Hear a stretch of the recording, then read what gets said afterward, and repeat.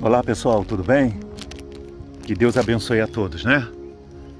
Bem pessoal, mais uma vez nós estamos aqui para gravar nossos vídeos, né? Estamos aqui na montanha, no lugar onde nós nos sentimos inspirados e aonde nós temos o prazer de vir falar com Deus, pedir perdão a Deus pelos nossos pecados, pedir a direção de Deus, a instrução, a inspiração para que nós possamos, neste mundo que jaz no maligno, neste mundo onde os homens são mais amigos dos prazeres que amigos de Deus, sobreviver. Porque tanto no sentido material ou como no sentido espiritual, nós temos que sobreviver neste mundo. Porque é uma guerra. É uma guerra diária. Para viver uma vida social, para poder manter os nossos suprimentos, para podermos nos manter firmes na nossa fé. E ainda quando se fala da fé voltada para Cristo Jesus, a luta já fica mais rinhada, porque, né, esse mundo é dominado pelo diabo, o Deus deste século, né? Domina este mundo. Embora Deus esteja acima de tudo e de todos, nós sabemos que o diabo tem aí tido o seu livre acesso, por enquanto, tá? Mas lá para frente ele vai ser preso, vai ser lançado no lago de fogo, né? O falso profeta, o anticristo, o Satanás vai ficar preso durante 1000 anos, depois ele vai ser solto de novo, e aí vem o fim disso tudo aqui. Mas isso aí é conversa para depois. Então, pessoal, eu gostaria de compartilhar com vocês o que está escrito aqui no livro de João, Evangelho segundo João, capítulo 14, no versículo 26, onde o nosso Senhor Jesus, ele fala para os seus discípulos: mas o Consolador, o Espírito Santo, a quem o Pai enviará em meu nome, esse vos ensinará todas as coisas e vos fará lembrar de tudo o que vos tenho dito. Deixo-vos a paz, a minha paz vos dou. Não vou lá dou como a dá o mundo. Não se turbe o vosso coração, nem se atemorize. Lá no capítulo 16, versículo 13, diz: quando vier, porém, o Espírito da verdade, ele vos guiará a toda a verdade, porque não falará por si mesmo, mas dirá tudo o que tiver ouvido e vos anunciará as coisas que hão de vir. Ele me glorificará, porque há de receber do que é meu e vou-lo-á de anunciar. Bem, eu gostaria de que você, né, voltasse a meditar, inclusive você lesse o capítulo 14, né, de João até o final do capítulo 16. Que você pudesse ler esses três capítulos e você pudesse meditar sobre o que nós iremos compartilhar com vocês aqui. Pessoal, eu tenho um entendimento, inclusive, quando eu pastoreei igreja, né, hoje eu já não faço mais, eu faço desse meu canal aqui, né, a minha pequena igreja, né, onde eu procuro compartilhar com pessoas uma mensagem, tá, para que elas tenham entendimento da verdade. Não sou nenhum teólogo, nenhum mestre da oratória, porém eu sou um simples servo de Deus que se deixa usar pelo Espírito Santo. Porque todo servo de Deus que se deixou usar pelo Espírito Santo, eles criaram conflito com o mal. Né? Você veja lá os homens que deram ouvido à voz do Espírito Santo, à voz de Deus. Tanto no Antigo Testamento, né, nós temos aí vários exemplos. Hebreus 11 fala dos heróis da fé. tanto no Antigo Testamento como no Novo Testamento, homens que se tornaram mártires, tão somente porque permitiram-se ser dirigidos pelo Espírito Santo. E essa foi uma ordem que o próprio Jesus, ele lá antes de ter a sua ascensão aos céus, né, ele disse para os seus discípulos que não era para eles se ausentar da onde eles estavam, até que eles receberam o Espírito Santo, como foi no dia de Pentecoste, para então eles dar início ao trabalho que tinha que ser feito na ausência do Senhor Jesus. Ora, o Senhor Jesus ensinou tudo direitinho para os seus discípulos. E eles seguiram à risca. Enquanto eles seguiram à risca, né? Eu não vou dizer assim enquanto eles seguiram, né? Enquanto a igreja de Cristo, elas seguiam à risca os ensinamentos de Cristo por meio dos seus discípulos, né? Dos evangelhos, depois veio lá os Atos dos Apóstolos, né? A permanência do trabalho da obra de Deus, né? Pós Jesus Cristo, né? Depois que Jesus foi elevado às alturas, ter ressuscitado, ter sido levado às alturas. Então, ali começou os apóstolos, os discípulos, né? Ali fazer o trabalho que o Senhor Jesus tinha orientado que eles fizessem na sua ausência. Veja lá o que diz lá no capítulo 14, 15, 16, lá Jesus falando para eles, né? Que ele iria subir, mas não os deixaria órfãos. Ele iria deixar o Espírito Santo. Então, enquanto eu estive ali pastoreando uma igreja, né, um prédio ali físico, eu sempre me preocupava em levar as pessoas ao batismo com o Espírito Santo. Eu sempre dizia para as pessoas, inclusive nos cultos, que eram dias de se buscar a presença de Deus, voltado para buscar a presença de Deus, eu reforçava esse dia para as pessoas elas ir na igreja receber o Espírito Santo. Porque quando eu cheguei na igreja, pessoal, de novo, né, quando eu digo chegar, foi quando eu voltei para Jesus, porque eu fui criado dentro do Evangelho, e eu me afastei lá na minha adolescência, juventude eu me afastei, mas na minha própria juventude eu voltei, né? Eu me lembro que quando eu cheguei ali na igreja, eu me preocupei tanto em receber o Espírito Santo. Tanto que eu recebi o Espírito Santo em casa. Foi em casa que eu falei em línguas. E aquilo para mim foi maravilhoso. O recebimento do Espírito Santo na minha vida foi a maior bênção que eu recebi. Embora muitas das vezes, se nós não tomarmos cuidado, nós começamos a dar importância a outras coisas na nossa vida que vai acontecendo e deixamos o Espírito Santo de lado. E ele tem que ser o mediador da nossa vida. Ele tem que ser aquele que o Senhor Jesus disse para os seus discípulos: ele vos guiará a toda a verdade. Ele falará o que terá ouvido de mim, do Pai. Então, quando nós, pessoal, olhamos para as igrejas, né? Muitas placas de igrejas dos dias de hoje, isso não é novidade que eu falo aqui com vocês, entendeu? Nós vemos muitas igrejas ausentes da presença do Espírito Santo. Não há uma preocupação, não há uma prioridade.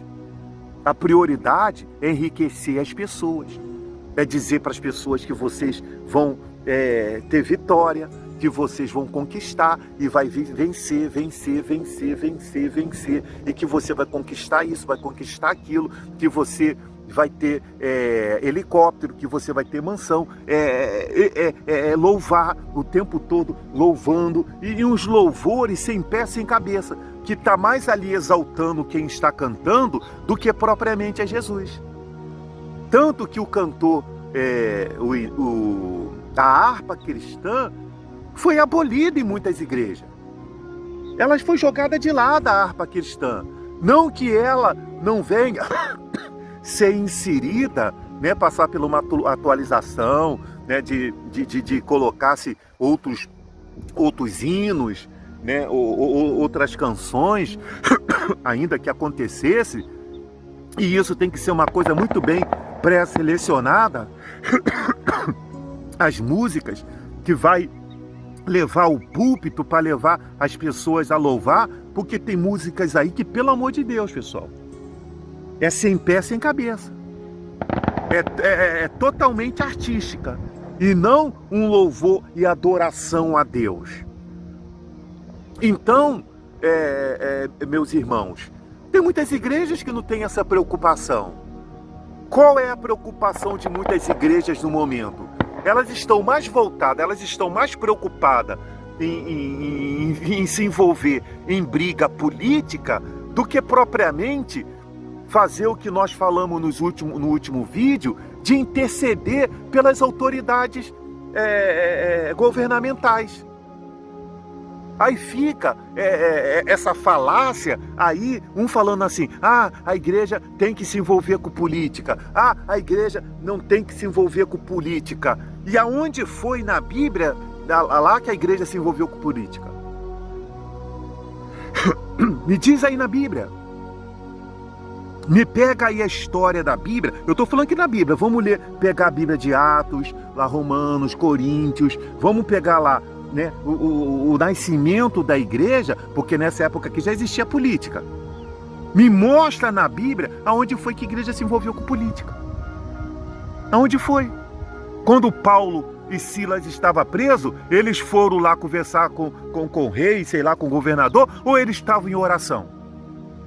Que as portas lá se abriram e eles saíram da prisão, nem os guardas perceberam. Eles foram pedir ajuda a alguém ou eles foram para a oração? Quem ajudou Daniel a sair da cova dos leões? Quem livrou Sadraque e Abednego lá da fornalha de fogo? A igreja não está perdida? Não está perdida? Sim. Como quando eu venho aqui e abro a minha boca, pessoal, e boto a minha cara aqui na frente e falo a verdade, entendeu? Muitas pessoas saem do canal, muitas pessoas vêm aqui, visualizam e pela metade vai embora, mas vai com Deus. Tá certo? Deus nunca se preocupou com quem vai. Ele está preocupado com quem fica. É com quem fica. Quem é que vai ficar? Esses aqui, quem é que vai ficar? Beleza. O caminho é estreito, a porta é estreita. E poucos são os que entram por ela. Então, quando nós abrimos a Bíblia aqui, para compartilhar com vocês, eu estou indo aí para uns 500 vídeos, né? Uns 500 vídeos, aí caminhando para os 500 vídeos. Nenhum desses vídeos nasceram para o estudo de Bíblia. Eu já até tentei. Eu sentar para começar a estudar a Bíblia, parece que o Espírito sai de mim.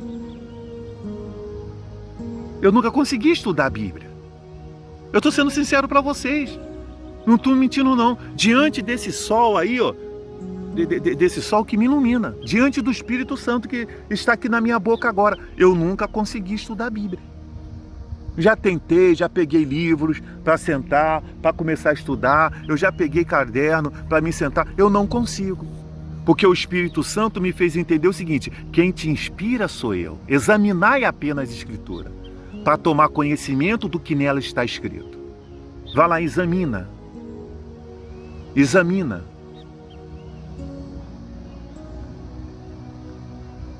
Mas é o Espírito Santo que me inspira. Ele que coloca as palavras na minha boca. Porque eu, de mim mesmo, pessoal, nem tenho condições de falar, de abrir a boca. Esse foi sempre o meu problema. De ser tímido para falar. De ser uma pessoa travada muitas das vezes para falar. Mas chegou um momento que o Espírito Santo falou, você tem que falar. Você tem que abrir a sua boca e falar. E daquele momento em que ele me espoletou, eu fiquei espoletado mesmo para falar. Hoje eu falo mesmo. Abra a boca e falo, sem papas na língua, se vem do Espírito. Tem uma porção de igreja aí que é uma vergonha. É uma vergonha. Por isso pessoal, que acontece essas coisas. Você veja, eu conversava com a minha esposa ontem minha esposa me trouxe, né, uma informação, né? Tem até 2 igrejas que eu falava aí delas aí no canal, que eu parei de falar, parei de indicar, entendeu? Não indico hoje igreja nenhuma, não indico porque, pessoal, eu tô até por aqui com placas de igreja por causa dos seus líderes. Eu não vou encontrar perfeição em nenhuma delas. Mas se eu encontrar, pessoal, quem prega o evangelho, quem seja sincero para pregar o evangelho, pregue ele do jeito que ele é, já está de bom tamanho. Mas se inventa muita história. Aí a igreja vem e prega para os membros assim. O líder lá chega para os membros e fala assim: olha, pessoal, a igreja não precisa, olha, nós abolimos batismo nas águas, não é preciso mais, nós abolimos, né, Santa Ceia, nós abolimos isso. Uma igreja que se diz cristã, fala que encontrou no estudo bíblico lá que fez, que não precisa mais fazer batismo nas águas e nem participar da Santa Ceia. Aí passa-se um tempo, aí chega depois lá na frente e fala assim para os seus membros: olha, pessoal, eu quero dizer para você que nós temos sim que participar da Santa Ceia. Tem que se participar da Santa Ceia. Entendeu? Será que Deus é Deus de confusão? Será que Deus que escreveu a primeira tábua da lei para Moisés, que Moisés chegou lá e quebrou, depois Deus falou: não, Moisés, nessas placas não, vamos escrever outra, e Deus mudou? Foi a mesma. Como é que fica o povo? Aí vem outra igreja que fala assim: olha, pessoal, eu queria dizer para vocês que um tempo atrás eu tinha dito para vocês que a igreja não ia participar da grande tribulação, mas eu fiz alguns estudos aqui e a igreja vai sim participar da grande tribulação. Como é que fica o povo nisso? Não é esses políticos aí? Porque ficam estudando Bíblia e querem ficar buscando na Bíblia, pessoal, o que nela não, o que não diz. Porque que diferença faz? Diga para mim, que diferença faz a igreja participar do arrebatamento no princípio das dores ou na grande tribulação? É a mesma coisa da briga que se tem se a terra é ampla ou se a terra é redonda. Que diferença faz? O sol deixa de brilhar em alguma das duas opções? Muda alguma coisa? Se a terra é ampla ou se a terra é redonda? Entendeu, pessoal? Se eu não tiver o Espírito Santo, como é que eu fico? Comendo na mão desse povo? Que ora fala uma coisa, ora fala outra? O Espírito Santo não está designado somente a quem assume o título de pastor, de bispo, apóstolo, missionário, porque é tanta nomenclatura, entendeu? Tanta nomenclatura, ele se apega tanto a essas nomenclaturas, só não se apega à nomenclatura de servo de Jesus. Como Jesus um dia se apegou à nomenclatura de um filho de Deus, que veio nesse mundo aqui fazer a vontade do Pai. Entende? Então você que é a igreja de Cristo, uma pessoa que serve a Jesus, meu irmão, primeira coisa, se encha do Espírito Santo. Se a sua igreja não busca o Espírito Santo, busca você em casa. Mas fala: Senhor, eu quero ser dirigido e guiado pelo Teu Espírito Santo. Busque você. Não, ele não te impede. Ele não disse assim: o Espírito Santo eu só vou dar para esse grupo de pessoas aqui. Não. Ele vai dar para quantos lhe buscarem. Abre bem a tua boca e te encherei. Aquele que busca, encontra. Então se encha do Espírito Santo. E fala: Senhor Espírito Santo, me dirija na tua vontade. Me dirija dentro do teu querer. Eu não estou aqui alimentando ninguém a abandonar sua placa de igreja. Ao contrário, pessoal. Eu não sou contra as pessoas frequentar a igreja. Mas tem que saber se vale a pena. Se aquele camarada que está lá em cima do púlpito lá está somando ou multiplicando o seu crescimento espiritual ou está colocando uma porção de interrogação. Meu irmão, nós estamos chegando aqui ao fim do nosso time. Nós iremos voltar no outro vídeo. Saiba de uma coisa. O arrebatamento da igreja vai acontecer.